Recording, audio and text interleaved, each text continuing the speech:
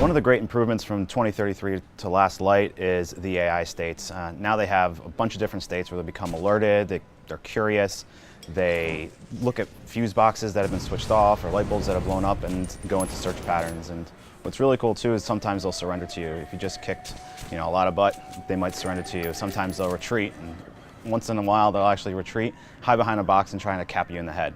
It's pretty cool stuff. One of the great elements of Metro Last Light, just like its predecessor, is the use of light versus dark. A lot of times when you're in combat, you actually don't want to be in combat, so you stay in the dark, you shoot out bulbs, you switch off lights. You always try and move in a stealthy way because, resources are limited, they're scarce, and you have to scavenge for everything that you use. As you can see in this footage here, the combat is vastly improved in Metro Last Light. The guns have a better feel, the AI all act independently, and it's much improved. And what you can see is this handmade, cobbled together weaponry that Artyom is using, and it's pretty cool and a lot of fun. As you can see by the station city here, life still exists in the Metro. It is a post-apocalyptic world and everyone is huddled underground, and sure, the factions are still warring, but life exists. There's a child painting, there's a guy doing hand puppets. You're in a theater station, you're in a station that looks like Venice. It's pretty cool and interesting, and it really creates that highly immersive and atmospheric world that Dmitry Glukhovsky, the author of 2033, really envisions for the game and franchise, and it's delivered in spades here in Last Light. Another thing that's really great is, AI will do certain things like turn on gas and force you to throw on a gas mask, and what that does is it really makes for chaos. You're sitting there trying to kill people, at the same time you're swapping out air filters and looking for more because you're running low. It's just one of those things that really adds to that truly immersive experience. It's a heck of a lot of fun.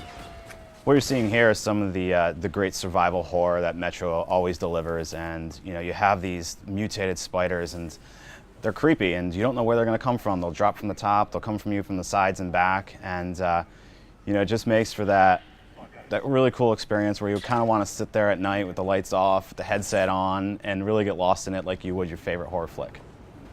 One of the things we want to accomplish in Metro is deliver a truly immersive, narrative-driven experience, and we do that by eliminating the HUD. You don't really see any UI or any HUD for the most part, and we have a mode called Ranger Mode, which will let you dissolve that all completely. And what it does is it forces the gamer to kind of figure things out for themselves. And there's not a guy with an arrow blinking over his head that's telling you where you need to go and what you need to do. We leave that up to you. We have you swap out your filters. We have you put on and off the gas mask. We have you collect all the ammunition and charge your own flashlight battery. All those things, while laborious, just make it that really immersive experience that that we're going for. And I think by eliminating HUD and eliminating a lot of the UI, we accomplished that well.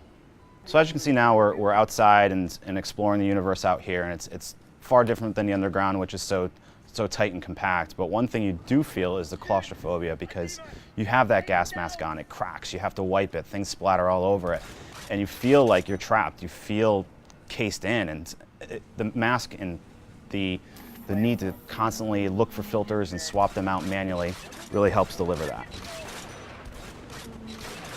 I'd say one of the great improvements in Metro Last Light over its predecessor is in user experience. One is in the AI. The AI behaves completely differently and is a lot of fun to encounter, but another would be the UI as well. The UI was pretty clunky before, but now it's really slick and approachable. Control mapping was a huge issue in the previous game, and now it's really, really intuitive. As you can see here, the player is doing everything seamlessly. It's not laborious, it's all intuitive, and the control mapping is vastly improved. So just like in Metro 2033, we have the military-grade ammunition, return as currency, which is great because you have to spend or save. In the station cities, you can upgrade your guns at these traders. You can upgrade guns and trade in your bullets for the bullets that you like.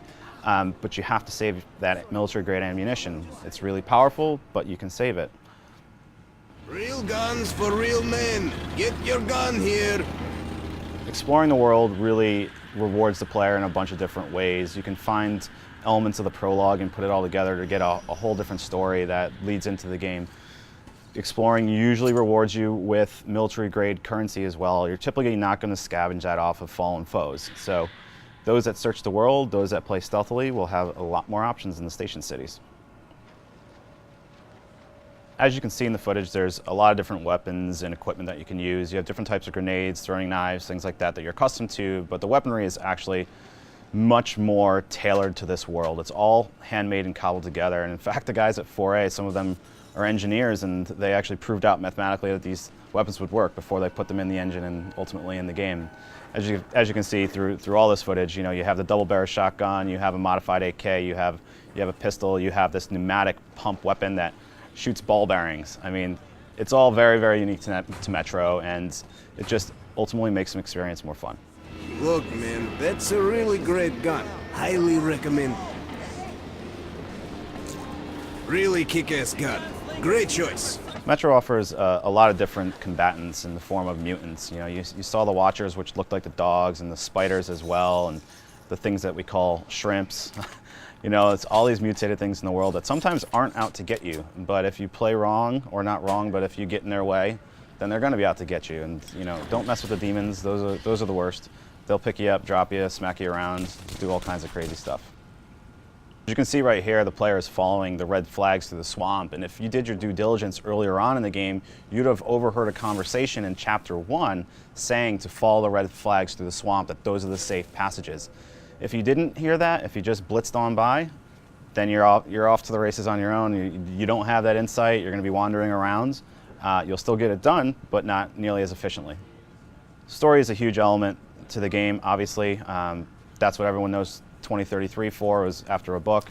That's what everyone loved about the first game, and that's what they'll love about this. As you can see, there's a lot of NPC interaction, there's a lot of conversations to overhear. You walk through the station cities, and there's literally something happening around every turn, behind every door, above you, below you. So keep your ears open, keep your eyes open, look around, explore, and really just jump down that rabbit hole and have a heck of a lot of fun. So Metro Last Light is going to ship on May 14th on Xbox 360, PlayStation 3, and of course PC. So, if you're on a PC, upgrade those graphics cards, because this game will make them sweat.